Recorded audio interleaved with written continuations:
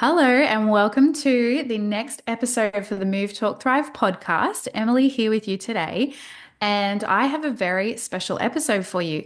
I got to interview Irina Chun from Bambi Bags, or the founder of Bambi Bags. She is a speech pathologist if you have seen her brand online or on her website, or you might have even seen her bag in your workplace. So today it is a very inspiring conversation. We chatted all about Irina's journey as a early career speechy and then her journey of how she started e-commerce or a product-based business, which is her Bambi bags, how she's expanded from that. We talked about the highs, the lows, the challenges with that, and what life looks like right now. If you are an early career speechy, or if you're a speechy who is thinking, you've got good ideas and you just are thinking, should I jump on this? Should I do something? Can I create this? Do I have what it takes? This is the podcast for you to listen to. I really wanted to interview Irina because she's a speechy that thinks outside of the box. She's a speechy who has seen a need and has taken huge risks, but has been, they're not reckless risks, but has been very successful in the risks she has taken and has done such a good job with Bambi Bags. And she's started from scratch. She had no prior knowledge and has done such a good job. So I hope you really enjoy this episode today. Her professional bio, just so you know, there is to know about her is that she is a dedicated mobile speech pathologist based on the sunny coast in Queensland or Sunshine Coast, Queensland. She currently provides speech therapy services to individuals of all ages and abilities, meeting clients wherever they need support. So, whether that's at home, school, daycare, or in the community. She also does early language through to voice therapy with children and adults. And she found that she had an unexpected passion designing the perfect work bag. So, Bambi Bags was born in September 2013. She had a vision of blending aesthetics, practicality, and durability into one thoughtfully designed product. And every detail from the fabric choice, the hardware, the size, the handle length was personally tested and refined to meet the real world demands of allied health professionals, just like herself. So, beyond her speech pathology career and her business, she thrives on challenges and creativity, which you'll hear in the podcast. And she's wanting to take Bambi Bags global and have meaningful impact. Make sure you listened to the whole podcast because at the end, she offers an exclusive discount. I'm not going to tell you what it is because you have to listen to the whole story to get it, but she's giving a very generous discount on her Bambi Bags only for listeners who listen to the entire podcast. So I really hope you listen and enjoy this. I hope you feel inspired as a speechy. If you've got questions or you want to know more, reach out and send us a DM and listen in and enjoy. We are child development obsessed business besties and mums, and we're here to spill all our secrets. We have a combined 30 years experience working with children, and each episode we will bring you up-to-date research and evidence-based strategies to set your children up to thrive. I'm Lizzie Dawson, Australian exercise physiologist. I'm Emily Mackey, Australian speech pathologist, And this is the Move.Talk.Thrive podcast.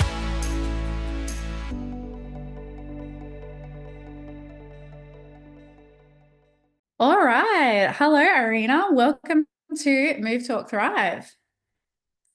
I'm happy to be here. Thank you for having me. So happy to have you. And I am so excited just to get stuck in and talk about you because you're a speechy and obviously working by day, I guess, as a full-time speech pathologist and by night working in Bambi Bags, your company. So Yeah. I know like that's sort of where you're at the moment, but I want to take it back to the start. So when did you study? So I graduated in 2021. So I'm 4 years out. So I'd still consider myself as like a early career speech therapist. But yeah, I studied at the University of Queensland in Brisbane. I was born and raised in Brisbane, so that was like my home turf. And yeah, so I graduated in 2021. It feels like so long ago. Time flies. Well, time flies when you're doing two jobs, right? Yes. Oh my gosh. I feel like time goes so fast when you're juggling everything. I think in a good way though, like it's exciting. Yeah. Um, yes, well, yeah, it's a So, lot. so you graduated, and then where did you like? Yeah, what population did you work with? How did you know where to get a job, and what did that look like for you at the beginning? Yeah, so I guess like in the last year of uni, there was a lot of like emphasis on finding work and finding the right workplace for you. I think we did an entire course about it all. And so I actually landed a new grad job before I graduated. I was like talking to recruiters and just like people in the industry who have come in to like lecture at the uni and talk about their practice. Probably similar to like what you might do when Mm. you like visit unis and kind of like network with others. Um, so that's how it all started. I guess whilst I was studying speech pathology, I was pretty open to everything. There wasn't one area that I wanted to particularly hone in on. Like I had some friends who like was like, yeah, adults hospital, adults hospital, that's what I want to go for. Pediatrics or like just voice. Like I was kind of like, I'm happy with anything and everything because I was just keen to learn like all types of things. I think probably why I'm doing Bambi Bags, doing something really different. But yeah, I was kind of like a mixed caseload is what they call it. I was very happy with that. So I got into a new grad job with a mixed caseload and kind of just dabbling into Yeah, everything. what sector was that in? Was that private, public? So it was, would you say it's private with NDIS clients, like a Yeah. community clinic? Yeah, I was working for like a large private practice on the Sunshine Coast as my new grad Mhm. job. They have like clinics all over Australia. So Yeah. um yeah, it was that kind of setup. Yeah. And being based on the Sunshine Coast, I don't know if you've been here, but it's really spread far and wide with just the different suburbs and areas. And I was technically the only speech pathologist when I started off in the clinic, because it was during a time where like COVID was happening, and it was just like a weird time. 2021 was, wasn't it? Yeah, it was when It everyone, was in between both lockdowns. yes, yeah. So I think there were times where, home visits were still restricted and in certain um, demographics, well, not demographics, like I guess certain types of people, like Mhm. who like had autoimmune disease or people who were more vulnerable. We kind of like had to be careful around those kinds of people back then. So it was a bit of an awkward time being Mm. like a new grad therapist coming into it blindly almost, and then kind of also taking on all these other extra things because of COVID. Yeah, yeah. Yeah. I remember I did a lot of mentoring around that time because I launched my PLA at the beginning of 2021, actually. Mm, And I didn't launch it like, with COVID in mind or anything like that. It sort of was just a natural progression. But the mm. feedback I got from hundreds of speechies was like, we are kind of feeling lost in our degree because learning has just been shut down, uni has been shut Yes. down. We haven't created friendships, of people to Mm. talk to and be like, oh, what do you think about this assignment? What do you think about this? And it was a very isolated period. So Yeah. that was the students, but then for you starting a job, that is very difficult because everything that exists right now, with all Mm. the mentoring support, that sort of thing, Yeah. And all the was shadowing and everything like that. yeah, was shut down. And we like species who are in the workforce or experienced species were having to transform the way that they did their practice, like and totally Yes. pivot. So Yep. when you're in that mindset, it can be difficult then to teach or train somebody when you're trying to learn yourself or Yes, trying absolutely. to, figure out what even to do. So I can imagine that that would have been tricky. Did you feel like it was a rocky start for you or because of that, or was it Um, sailing or? I think, I mean, I wouldn't say it was a rocky start. It was just like we just had to adapt to that time. There were times where I had to drive from Sunshine Coast to Brisbane to do shadowing sessions because when I started on their Sunshine Coast clinic, they didn't have as many therapists. It was quite new for the company as well. So I think navigating that too was a bit challenging, but it was all we knew. It was kind of like we just had to go with it. Um, Mm. but in saying that, like I did get a lot of great supervision via Zoom with like connecting with other therapists, senior therapists within Australia, like some of them were from Victoria, like Queensland. So yeah, at least I felt like they did everything they can to kind of make it work during this time Good. for Well, us that's new good grads. that you had a good experience. Fantastic. That's what we like to Yeah. hear. Yes. Yes. Um, so that was 4 years ago. Are you still Mm. with that company now, or where are you working? What's happening in your speechy world now? So I didn't finish the year at my new grad place. I think I have over time I realized I love working more in just a small clinic with like a small team. And it was the clinic I was working for before is like a massive MDT team. They had like behavior therapists, OTs, physios, they had a lot of admin, like a lot of, it was, yeah, quite large scale. So I wanted to look at something different because was, I wasn't super satisfied with my role there. Also with the challenges of being basically the only new grad speech pathologist there, where I was kind of like taking on a bit there. Mhm. So I transitioned to a small practice who I still work for. Shout out to Amber. She'll probably be listening to this. She's like my boss, but honestly, she's like my friend now. So yeah, I moved in with her and I was her first speech pathologist hire. She's also a speech pathologist.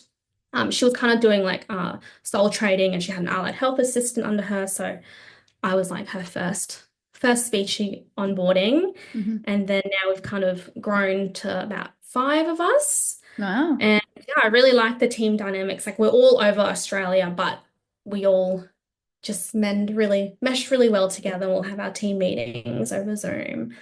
But yeah, so I was on a salary role when I first started with her. Mhm. This was before Bambi Bags even happened. And then I knew going into that role that subcontracting was a possibility because I think deep down I knew I wanted to do something a bit more than being just a speech pathologist. So I was kind of like intrigued at the fact that that was on offer. Um, so I yeah, that's how I kind of got into So it. I just want to backtrack a little bit. I just want to ask a few questions because there are a lot of people who are going to be listening to this, and they Mm, are either studying, mm, they're in their fourth year now, graduating at the end of this year, or we've got new grads. And I just want to ask some questions. So, how did you know that you liked a small or a smaller clinic rather than a larger clinic? Because a lot of people go, oh, like those larger clinics sound amazing with all the disciplines and mm. things. I'd be Yes. really interested to hear your take on it after living through it. I think I've just always liked being in a more close-knit team in general, like by personal preference. I think just having not personally, I didn't personally have negative experiences, but I think sometimes in such a large scale company, the culture can be very different across the whole company because there's different teams, there's different, Mm. Victoria's very different, Queensland's very different, New South Wales very different, etc. So I think over time I've realized like, yeah, I think I'd like to just be in like a small clinic where it's just a few of us exchanging ideas, chatting.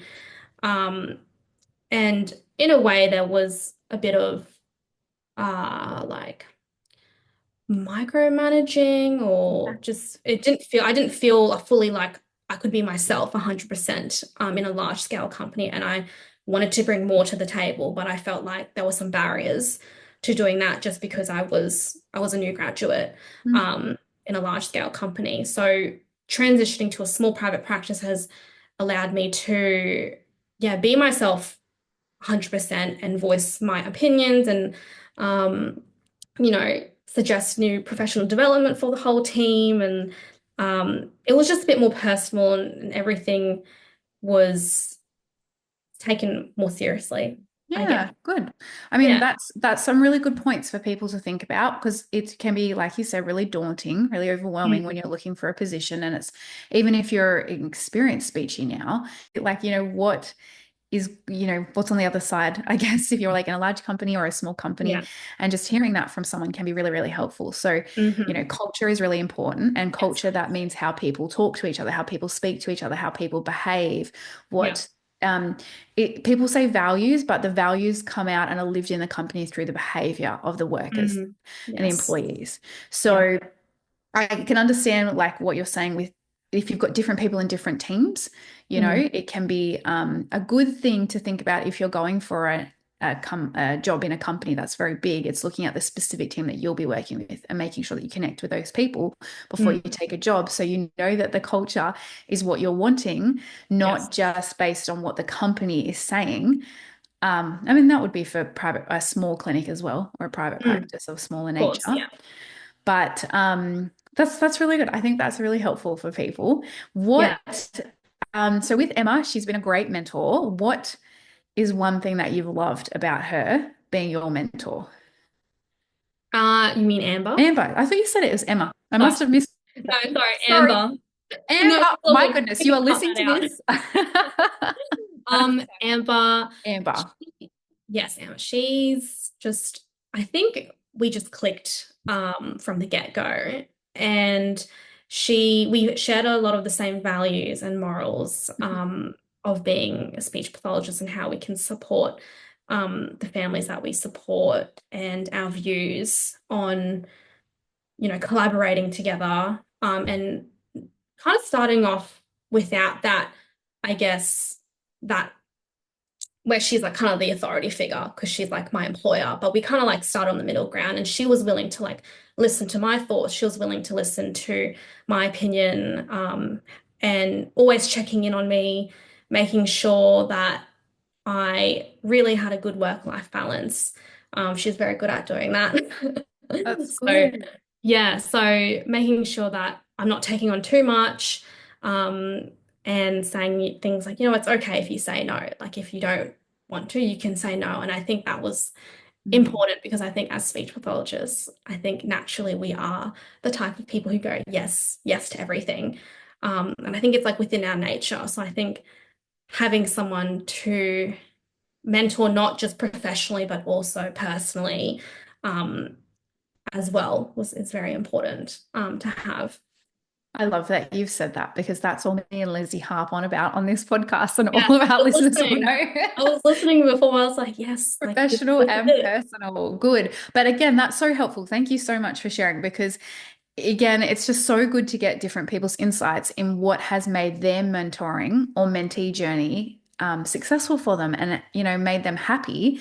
And it's obviously the mentor. So, what do speechies need to be looking for to find a great mentor? We have done lots of episodes on this, but like you said, it's someone who's aligned with your values, is Mhm. similar in the way you think, values you. You're not just a number, you're not just a bum on a seat, that you have an opinion and the collaboration is healthy. You are listened to, Mhm. you have an opinion. And, you know, I saw something on Instagram the other day. I sent it to my leadership team, and it was something like you're only as, like, you are as by yourself, like you're only as smart as you, but if you are with everyone in the room, you're as smart as everyone's combined intellect in the room. And Yes. that obviously that's what we have at Speak About. We are always constantly like bringing people together to collaborate and give ideas, but Mhm. it's so important because everybody has a good idea. It's Yeah. just sometimes, having the confidence to bring that out and to voice that, or having space and time to do that. Often as species, we can be so busy seeing our clients, we can be ships in the night, but it's, being Mhm. in a workplace or being with a mentor who actually, values that. So gives you the time. So that's awesome. That's so good. Yeah. That's Yeah. so She good. she's amazing. Yeah. She's like, even when I first brought up the idea of starting my own business of Bambi Bags, which was also quite daunting for me back then, kind of like hey, like I've only been with you for like a year, but I'm thinking of doing my own thing. And that was a scary conversation at first, but it was just so different to what like not expected, but she was just so supportive about it. And yeah, she has supported my business by buying therapy bags for all our clinicians. Yeah. And even like the new one, which is like the everyday tote bag, she Yeah. has yeah, surprised everyone for Christmas with like a personalized everyday Bambi bag, which is so sweet of her. Like Yeah. I never expected, but she's always like, no, no, no, like I want to, like, yeah, Yeah. so Well, she's amazing. they are an amazing product. And that's what, well, I mean, that's Cute. a nice segue, right, into Bambi bags. Yeah, yeah. So taking it back to the start, what sparked the idea for Bambi bags, which was I mean, now you've expanded your range, but it was a therapy bag, the first Yes. product, wasn't it? Yeah. So I guess as a mobile speech pathologist, you might know that it is just so hard to find the right work bag that works for us as therapists, where we're like carrying toys and books and iPads and things that are kind of like unconventional for like a work tote. Um, and so it's actually a common topic that was always brought up among my friends at uni. Like, oh my gosh, like what bag are you gonna bring to placement? Like we're hauling like two, three bags to placements to work, and it's like so messy and funny because there's another podcast called Diary of a New Grad Speechie. Hmm. And I listen, well, back when they were posting, like in 2021, that was when I was like listening to them a lot as a new grad, coming out to become a new grad.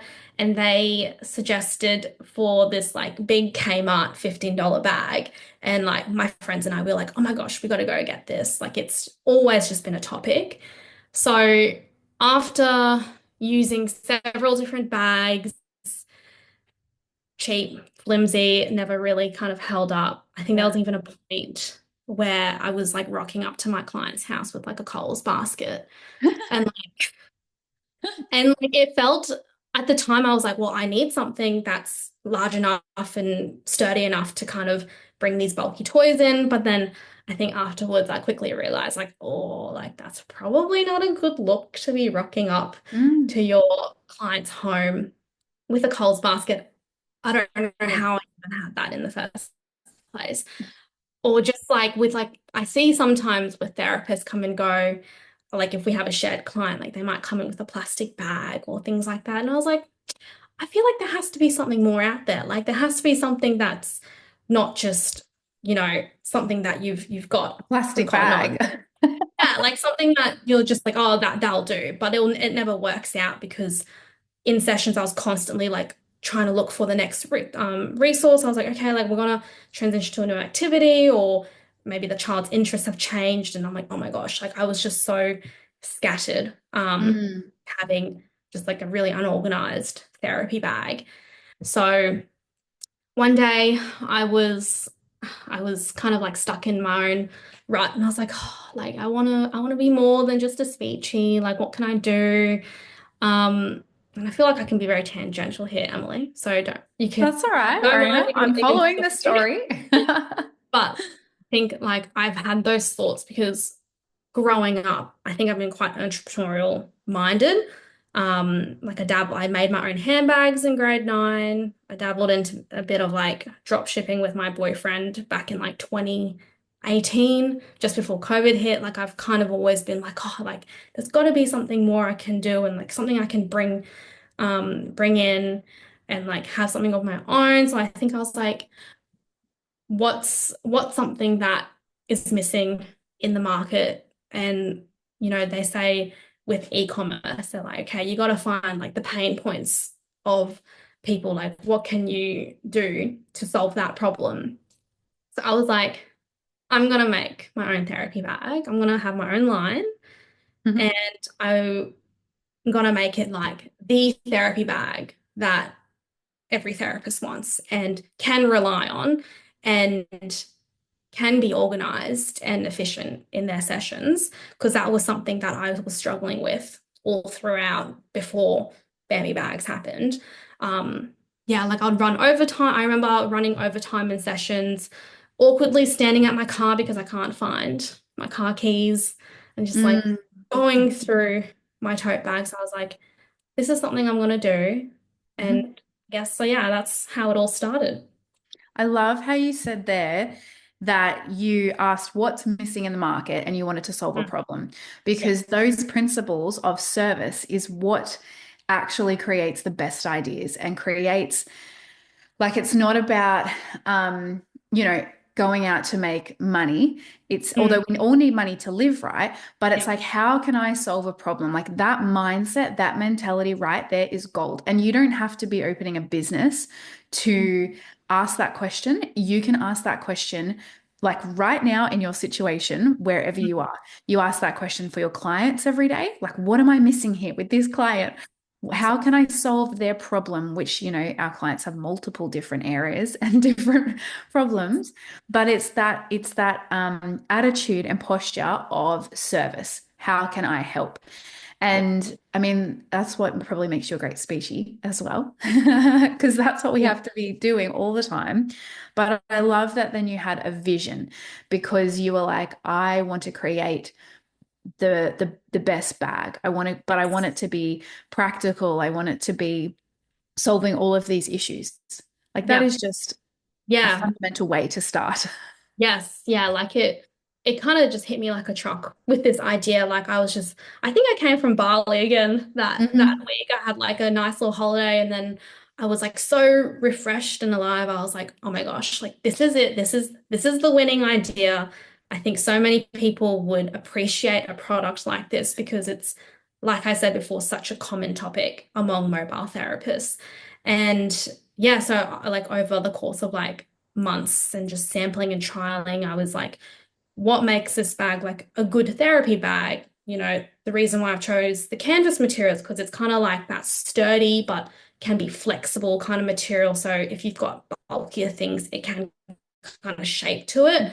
Whereas like, you know, your conventional tote bags might either be way too Mm. thin, like a bit flimsy, or too structured, depending on the fabric, and it just doesn't work with the things that we carry around. Um, Even to I remember making my boyfriend like measuring the length of the straps. Like I want it to be like just like, you know, where, you know, the just under your bra strap so it's like comfortable to carry and Mm.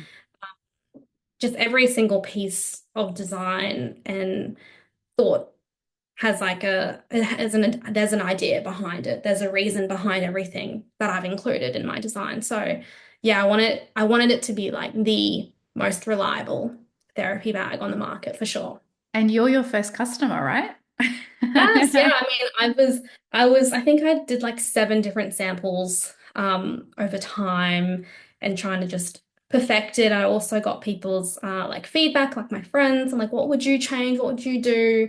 And like, for example, with the insert, I didn't have a like little a sleeve on the side to put your laptop in. Like, I didn't have that. But my friend, who's also a speechie, she was like, what about like a sleeve to put your iPad in or like your Yeah. laptop or like A4 books? And I was like, true, because we Mm. also carry things like that too, like picture books, assessments, folders. So I was like, yeah, like I'm gonna add that in there too. And yeah, to this day, I still constantly seek feedback from my customers on how can I make it better, whether that be like the quality or the craftsmanship of just the design in general. Like I'm always trying to make it better for everyone. Yeah. Mm. And that's that ongoing mindset, right? Yes. So take it back. So what do so you know, you've obviously said like you know from experience, what did it actually look like to be like, I'm going to create a Bambi bag? So Mm, just walk me through, yeah. like, not you don't have to go into too much detail, but what did that Yeah. look like for you? Like what steps did you have to take to do that? Yeah. So I think the first step was probably just searching different suppliers on Google. How do I even find a supplier? I think the first thing that comes to mind for most people in this industry is like Alibaba, which is like the place where you get connected with lots of other suppliers and manufacturers around the world. Um, and yeah, just I just honestly started off by going on Alibaba and being like, okay, I'm just going to talk to a bunch of different suppliers, tell them my idea, just have a conversation with them. It was definitely something that was came really quickly to me at that time because I am the type of person that if I just sit on it or, dawdle, like kind of just like beat around the bush around it, like I'm never going to get it done. So I was like, all right, I'm just going to go straight into it head on. And yeah, so that was the first thing I did was find a supplier on Alibaba. It did take a month of just, yeah, constantly talking to different people. Um, and then once I found one that I felt ethically aligned with and also who was really good at communicating with me, who was quite honest and straightforward, and that I connected with is who I am still with now, and they're amazing. Um, Lovely.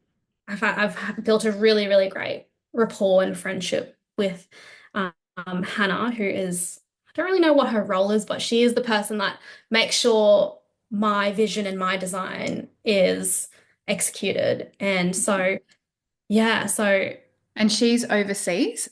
yes, so my manufacturers are based in Xiamen, which is in China. Hmm.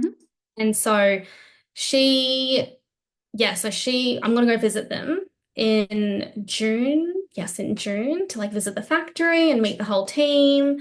And yeah, which Even is in that, that's a massive step, yeah, right? that's a huge, yeah, it's a You've huge gone, step. okay, I'm very I'm excited going for it. to, yeah, I'm going to chat to this manufacturer in China.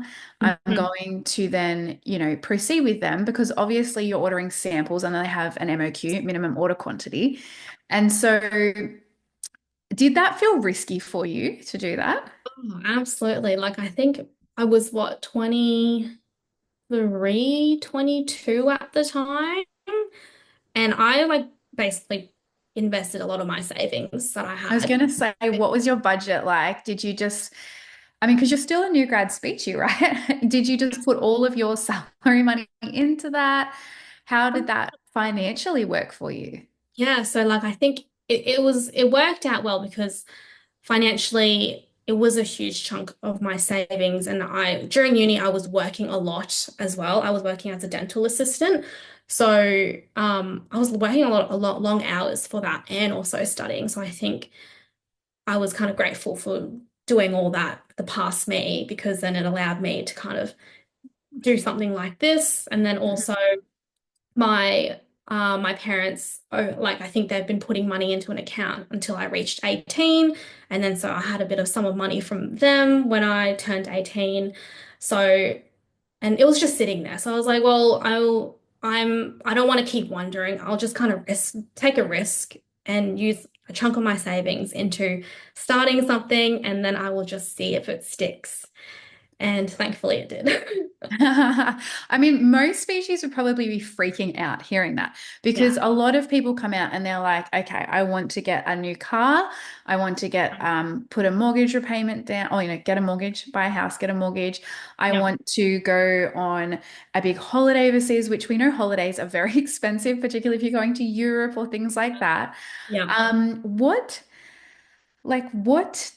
led you to be like, I'm going to take this risk?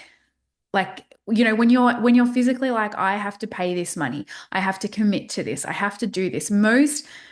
Most species, I would say, are very conservative, like Mm. majority of Yes. of species. And so you're saying like that's not you. So what was your bigger purpose? Like obviously you had to have Mm. something that was bigger than the loss of money Yeah. to for you to be like, I'm doing this. What was that for you? Um, I don't want to sound like what do you call it, like a show off or anything, but when I had the vision of Bambi Bags, I was like, I kind of internally knew that I would do anything and everything possible to make sure that it um that it sticks and that it's well received and that it's something that I can build over time. And I guess tracking back on like my past experiences of going into drop shipping, kind of like having my own business, like being a bit business minded. I was kind of like, I've taken on the things that I've learned previously and said, okay, this time I'm going to do it properly. I'm going to go through the right channels. I'm going to make sure that I don't fail in a sense. And I think just having a lot of support around me as well, like Amber, my employer, my boyfriend, my friends, my family, they're like, yeah, like, do it. Like, if you feel this is something missing in the market and there was nothing like it, it's almost like, well, why would I not do it in Okay. a Yeah. way? Yeah. Yeah. That's a great question to ask yourself, I guess. You've got nothing to lose. Yeah, yeah, exactly. Like, I mean, it was scary, but I was like, yeah, I knew I really wanted to make it work. So I think That's it's good. just believe, as cliche as it sounds, it's just honestly just believing in yourself Mm, and following through and being disciplined at what you're trying to create. mm. And you'll always have great results if you just stick to your plan. So that's kind of been like my motto of like how I do things. Yeah. And I mean, that's so important. Obviously, as a business owner, there's a lot of things that happen behind the scenes that loads of people don't know until you're actually a business owner Yeah. Yeah. yourself. Um, so we've obviously you've got the bags, you Mm. figured out, I guess, fast forward a little bit, you figured out your first design Yeah. and like that's ticked. So you have to order, a minimum order quantity, I More and more. assume, to Yeah, get your like first shipment through. yes. Mhm. You're organizing all that through, customs. When you ship things from Yes. Learning a international, lot of it's things. there's lots of things to bring it over to Australia, like how you're going to bring it, all the border control, all of that. So you've Mhm. then eventually brought these bags in. Mhm. How many bags did you have to order at the start? I think in the start I just had 300 bags, which Just back 300. That's still a lot, okay, Irina. okay. For me back then I was like, oh my God, like can I even Yeah, 300. That's, sell 300 bags? Like I yeah. didn't even know 300 people. It is a daunting number to begin with. And I guess that could be like my milestone, I guess. It's like now that's like such a small number for me. And I'm at a point where now I am placing orders of 1,000 because it sells out that quickly over time that I want to make sure I'm keeping up with the demand because they say when you do something, when you have a somewhat successful e-commerce brand or something that's scaling and growing, it's so much quicker than you. And I Yeah. think it's me trying to catch up with it. Yeah. And that's probably been probably the tough part was like starting it, but Mm. then you also experience the how you can sustain it and how you can keep it going, keep the momentum going. And I would say that's also the toughest part of being in business is just keeping it Mm. running, keeping it going. Yeah. Um, I'm From sure you from know a as well. business point of Yeah, view, e-com is hard. I have a it is lot of hard. really good friends who have massive e-com stores, Mhm. and I dabbled in e-com myself, and it is not easy. Like a lot of people think from the front end, it must be so easy. Like you build a social profile, whatever channel that's on, and then you sell when people buy. But there's so much more behind that. And I guess on the business side, so let's chat about business side.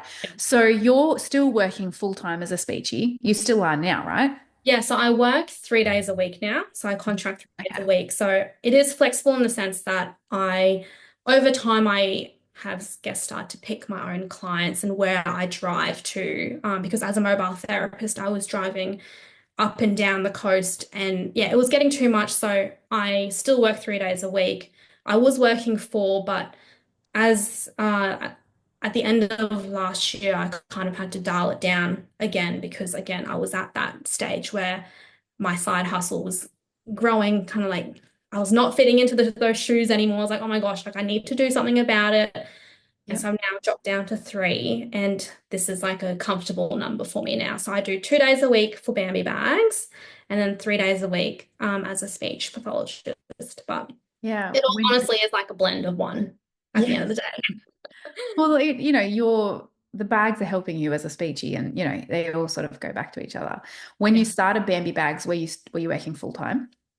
Yes, I was working full time. I was So doing how everything. did you do it? When did you find time then to develop the brand? There's all the marketing, all of that back end. I would say I would go to my 9 to 5, and then then you do your 5 to 9. But realistically, I was like up till like midnight. I'm just working on Bambi Bags and learning about it all. So it definitely was a huge part of my life when I first started because it was 24/7.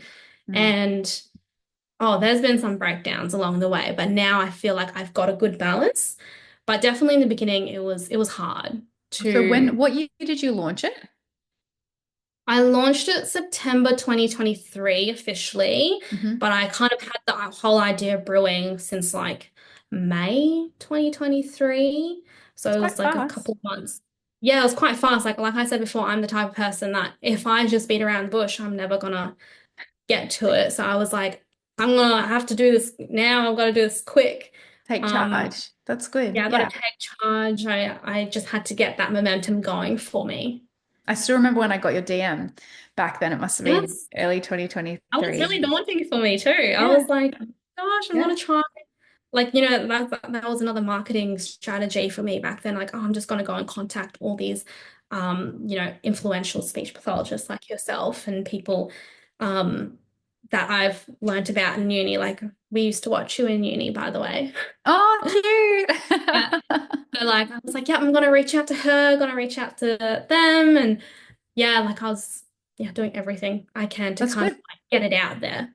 Yeah, that's a part of marketing, right? Mhm. I know you said you've had a lot of challenges. Mm. What's one of your biggest challenges that you've had? Ooh, I would say, like I said before, just continuing to maintain the momentum of Bambi Bags. I think with ecom, like you said, it's really hard. It kind of like ebbs and flows, and social media changes, algorithm changes, meta ads, all these things that are still changing um, can be hard to keep up with. And I still struggle to kind of keep up with it. You know what? Something that worked a few months ago might not work today because trends change. And I would say that's the toughest part of Mm. running Bambi Bags. Um, but yeah, there are also some other challenges that I feel like I face every week, but I'm at a point now where like I've kind of been able to manage that in a balanced way and not keeping things kind of under control without getting too emotional about it because that was something I struggled with in the beginning. When you start your business, it's like your baby and your emotions are very high with it. If something goes wrong, you'll have an emotional breakdown. But building a business, you can't always be like that. Dealing with customer service, dealing with, if people have receive like a defective bag or like a zipper snapped off, something like that. Mm. Back then, I would just spiral. I'd be like, oh my gosh, like this is so bad, like my product's not good, like people aren't liking it. Like um that was also challenging too, kind of getting over that uh And how are you emotional now with that sort of stuff? pardon. How are you now with that sort of stuff?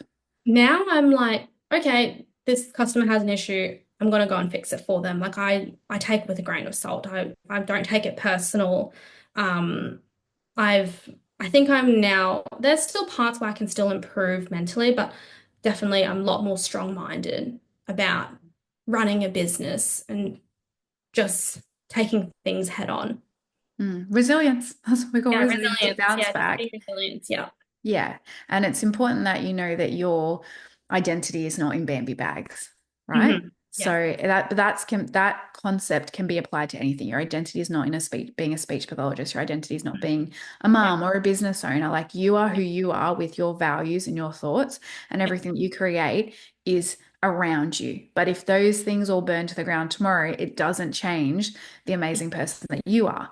Yes. So I think, you know, that's a lesson we all have to learn, whether we're business owners or not, is that, you know, our clients are not us, not our identity or, you know, our workplace or like our companies and that sort of thing. But it is Mhm. a really difficult journey because when you're working on something and you invest your complete heart into it and you are really, you can see the vision, but it's just like not taking shape as you saw, or you know, like there's a few hiccups. It can be very, very difficult. So I do get it. I Yes. do understand. Yeah. Mhm. And the thing is, you can never please everybody. If you, and like that's something that we often try to do. I think a lot of speeches is we try to please everyone. Like you said, you're saying yes, yes, yes, yes, yes, but you can never please everybody. And there's always going to be 10 to 20%, no matter, you know, whether it's clients, customers, whatever, that are not probably going to be 100% happy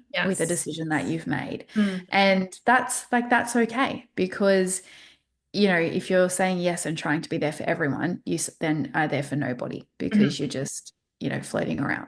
Yeah. Anyway, so obviously you've had your challenges, you've taken huge risks. Mhm. So where is Bambi Bags today? So you had 300 orders in 2023. We're Yeah. now March 2025. Yeah.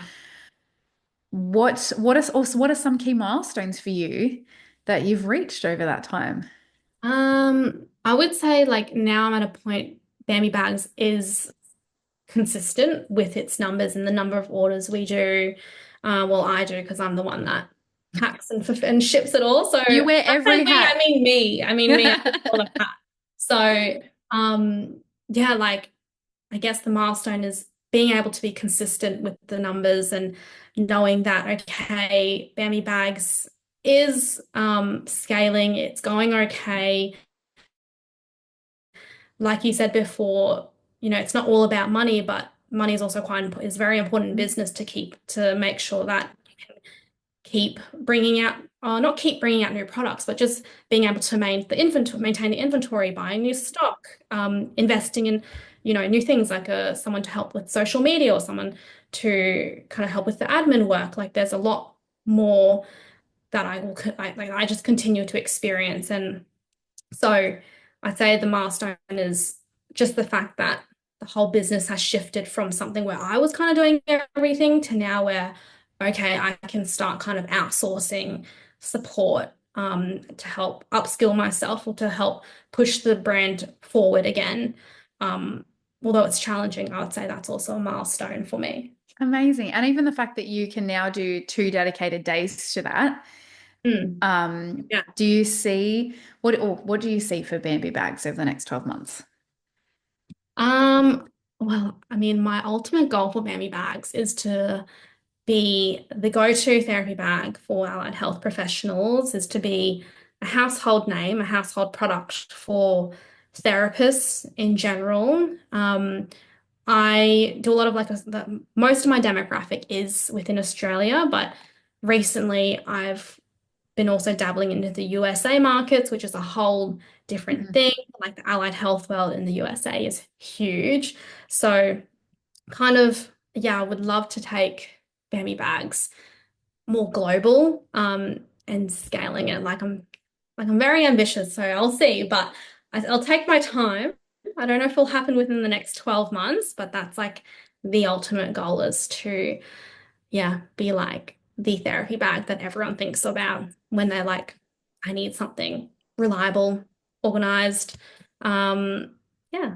I love that. I love that you have a really big vision. I love that you're dreaming big. And Mhm. it's okay to dream big. Sometimes we can be so confined to our logical minds or our logical circumstances, but Yeah. we have to dream big to Mhm. then achieve big things. Yes. And, you know, with your Bambi Bags, you are helping the clinicians who are in Hmm. turn helping the children, and the Hmm. children are, you know, or, you know, they're children, adults, you know, the clients, they Yeah. are the ones that are benefiting, the families that are benefiting, and they are the Yes. ones that need the help. Hmm. So it's such a big vision, but it's a needed vision, right? Hmm. There's the number of people that are experiencing um, difficulties with communication, but not only that, like all allied health professionals is Mm. increasing. And so Mm, it's very much needed. And mhm. health professionals need to keep their sanity, right? With Yes. being organized Yes. and Yeah, having I that. absolutely. I get people who DM Bambi Bags or they write a review and say they're a therapist and they live with ADHD and they say, "Oh my gosh, this bag Mm, is a lifesaver for just how they organize their work day because it makes their day so much better to be able to mm. see everything they need for their clients and it makes their sessions more efficient." So even just hearing some of the stories about how I've benefited in different in other ways, it's pretty amazing. That's cool. And it's the impact, right? It's the Yes. impact that you make, and it's those stories that make it worthwhile, even though you have challenges and I'm sure hurdles every single day in ecom. And with the products, it's those things, those stories that make it worthwhile. Yes, absolutely. Um, if there's any speeches that are listening and they're wanting to explore another, like a product-based Yeah. business. Because often, like a lot of speeches, they think, okay, I want to do my own thing. I'm going to start my own business, like a speech pathology clinic. I Mhm. love that you have done something different to that because you're like, I want to do Mhm. something of my own, but instead Mhm. of doing a clinic, you've done a product. Yes. So Yeah. if there's speeches that are first of all here thinking, I want to start a product, congratulations. I applaud you. Well done for thinking out of the box. But what's one, I don't know if this is too specific a question, but what's one thing that you wish someone had told you, like another speech you had told you before Mhm. you started Bambi Bags? One thing I wish another speech has told me, um, that you are so much more capable of what you think, and that you are not defined by your job title or your role as a speech pathologist, and that you can do a lot more things. And I think in saying that, it was, I think the speech pathologist, like we have the traits of someone who can do something like this because, we're creative with our sessions and we're adaptable, we're flexible thinkers. Um, where I think we're also quite passionate about what we do. So I feel like we have those traits already to, yeah, venture off and do something totally different. Mm, Um, yeah, and start a product-based, uh, yeah, business. I mm. think, yeah, It's believing in yourself, right? You've got it. yes, exactly. One more question. I just wanted to ask, how have you managed, like you said, it can be difficult, right? Because you've been working in your job 9 to 5 and then, you come home and you're working. Have you Mhm. experienced burnout in that, or how have you managed that? Yeah, so back early on, I think within like the first year and a half of having Bambi bags, that was also quite a difficult time for me personally because I was navigating a whole different um feelings of having running my own business, but also wanting to make sure that I'm a good speech pathologist, that I'm showing up Mm, to my clients and feeling like, a bit of imposter syndrome as well. Like, oh my gosh, am I focusing too much on Bambi bags and not giving 100% of myself? Am I just all those, limited beliefs? And also just not dealing, but like being, making sure that I'm catching up with my friends and I'm still mm, social and that I go out and do things that I enjoy. There was a period of time where I was just so consumed by Emmy bags that I started, all the other things that I used to really value took a back seat, whether that be like social, going for a walk even, we live at the beach. Like I wasn't going outside. I was kind of like, no, no, no, I'm just gonna sit in here and do my business. Like I was kind of missing those parts. So that was something, yeah, that was difficult to kind of navigate in the beginning. But in saying that, I feel like all the things that I've experienced was meant to happen because now I'm in a position where I've learnt from it. I know how I can handle things differently now. I know I have better boundaries, like you said earlier, about how I show up as a speech pathologist, how I show up as a brand owner for Bambi Bags, and just like, yeah, just having more personal boundaries within myself. Mm. Um, yeah, and taking time off when I need it. Just Mm. like I came back from Bali because I needed that Yeah, time off. she's just come back from Bali. But I mean, that's also, I guess, how Bambi Bags started, right? You said you were in Bali. Was it Bali? And then you had this idea, you came back refreshed, and you were like, I'm going to do it. Yeah, I think I was also at a time where I was like, oh, like if I want to keep, going on holidays and kind of like living somewhat of a freer lifestyle, like I want to do more. I think starting, I've always known that I've wanted to start my own business and do something of my own, and giving myself that long-term financial freedom and flexibility in, how I live my life and how I work and how I choose to do it. So I think, yeah, it all kind of stemmed from that, Amazing. weirdly enough. Yeah. Rest is key. That's Hmm. where we get perspective, I guess. Yes. You are Yeah. such an inspirational speechy. You've done so much and you're so young. You're still Thank so early in your career as well. But you. it's Yes. such a testimony to the fact that age, experience, can be shortcutted with mentoring and the right help and the right support. And you can also, you know, make your dreams and visions come to life no matter what age or what experience you've got. Even if you've been a speechy for 30 years and you're thinking, I'm sitting on this idea, you know, you can Hmm. do it.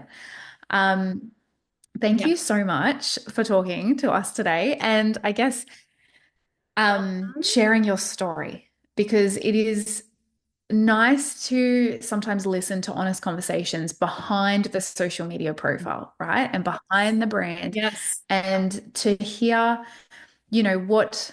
what the journey is because, it's sometimes social media isn't all it makes out to be.